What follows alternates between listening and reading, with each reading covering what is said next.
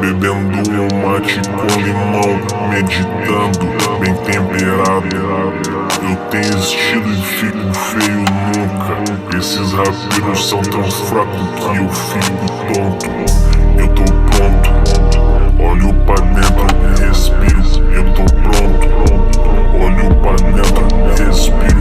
Eu tô pronto, eu tô pronto, eu tô pronto, eu tô listo. Por que eu não aprecio cada instante da minha vida, sabendo que vai morrer sim e que não vai ter bis nessa história?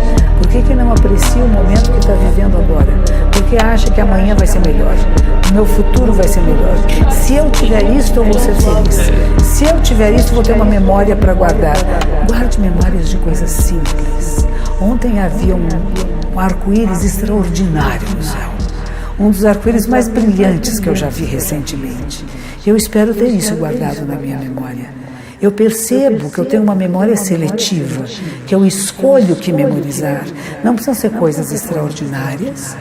Um sorriso de alguém, um encontro no elevador, de alguém que cumprimentou você verdadeiramente, que olhou nos seus olhos e disse, bom dia.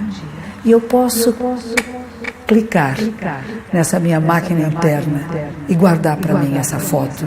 Eu posso guardar para mim esse filme, porque eu escolhi guardar. Por que você não está escolhendo nada do presente? Por que você acha que é só amanhã, no futuro ou depois, que terá talvez boas memórias?